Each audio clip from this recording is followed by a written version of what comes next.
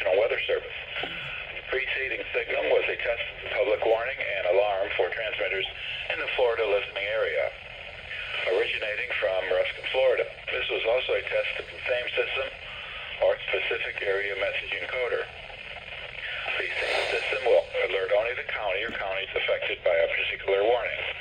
These tests are conducted each Wednesday between 11 a.m. and noon, and again in the evening between 6 p.m. and 8 p.m. unless severe weather threatens. This concludes the weekly test. We now return to regular programming. Thank you.